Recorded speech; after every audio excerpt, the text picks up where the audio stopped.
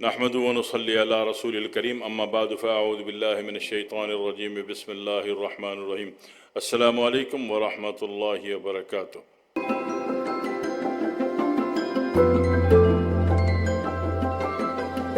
تو safe birth control,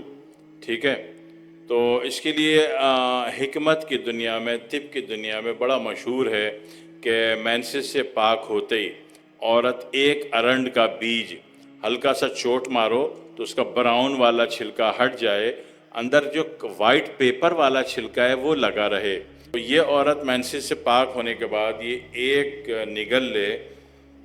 تو 1 سال تک اس کو حمل قائم نہیں ہوتا۔ لیکن طب کی دنیا میں کوئی بھی بات 100% اتھینٹک نہیں ہوتی، اس لیے کہ دنیا میں ہر انسان کا باڈی کیمسٹری الگ ہے، ٹھیک ہے، تو کسی کو فائدہ ہو جاتا ہے اور کسی کو فائدہ نہیں ہوتا۔ دوسری بات یہ ہے کہ دوسرا ایک احتیاطی تدابیر کے طور پر کوئی ٹول یوز ہوتا ہے تو غبارہ جیسا، تو وہ یوز کیا جا سکتا ہے حالت مجبوری میں۔ اور تیسری بات یہ ہے کہ اگر کچھ خواتین جو بڑی مجرب قسم کی، بڑی عمر کی ہیں، ان کا جو ایک بڑا تجرباتی قسم کا نسخہ ہے وہ میں نے دیکھا کہ بہت زیادہ افیکٹڈ ہے، بہت زیادہ اس میں فائدہ ہے، اثرات ہے، اس سے حمل قائم نہیں ہوتا، ٹھیک ہے نا۔ وہ کیا ہے کہ عورت مرد سے ملنے سے پہلے جیسے کہ 12-15 لہسن کچل کے کپڑے سے نچوڑ کے اس کا پانی نکال کے ڈراپر میں عورت نے فریج میں رکھ لیا، ٹھیک ہے۔ اب وہ جب بھی مرد سے ملے تو ملنے سے پہلے 5 منٹ پہلے جو ہے اس ڈراپر کے لہسن کے کچل کے جو پانی نکالا تھا، اگر دیسی لہسن ہو تو اچھا ہے، ٹھیک ہے، تو جو پانی نکال کے ڈراپر میں جمع کر کے فریج میں رکھا ہوا تھا تاکہ خراب نہ ہو، تو وہ جناب علی ناف میں اگر 5 قطرے ڈال لیے تو اس سے بھی حمل قائم نہیں ہوتا، یہ زیادہ اتھینٹک ہے۔ دوسری بات، آپ اس چیز کو پروڈکٹ بنا کے مارکیٹ میں بیچنا چاہتے ہو تو اس میں شیلف لائف بھی پیدا کرنی پڑے گی، ٹھیک ہے۔ شیلف لائف کیسے پیدا کرو گے کہ 1 لیٹر اگر لہسن کا رس ہے، 1 لیٹر لہسن کا رس ہے، ٹھیک ہے، تو اس میں 10 گرام آپ بینزوک ایسڈ ملا دیجئے، اور پھر کیا آپ اچھا سا خوبصورت سا ڈراپر بنا کے مانع حمل سے رکاوٹ پیدا کرنے کا مؤثر ترین ڈراپر مارکیٹ کر سکتے ہیں۔ تو پردادا نے فرمایا کہ اب وہ دور بڑا عجیب تھا، کہنے لگے کہ اگر اس سے کوئی زنا کرے گا اور وہ حمل روکنے میں کامیاب ہو گیا اور اس کے بعد اس نے زنا کیا تو اس کا گناہ تجھ پر ہوگا۔ تو میں نے پورا نسخہ ہوتے ہوئے بھی نہ یہ دوا بنائی اور نہ کسی کو مارکیٹ کی، نہ کسی کو بیچی، نہ میں بنانے والا ہوں نہ میں بیچنے والا ہوں۔ ایک بندے نے دعا کی کہ اللہ جہد البلا سے بچا لے،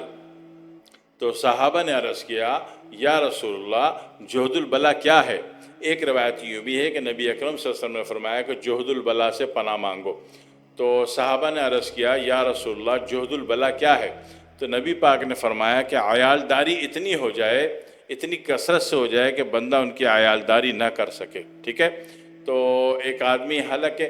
ایک تو تقوی کی کیفیت ہے کہ اللہ پر اس قدر مضبوط ایمان ہے کہ اگر اللہ دے گا تو اللہ پالے گا، اللہ راضی کہ اللہ خالق ہے،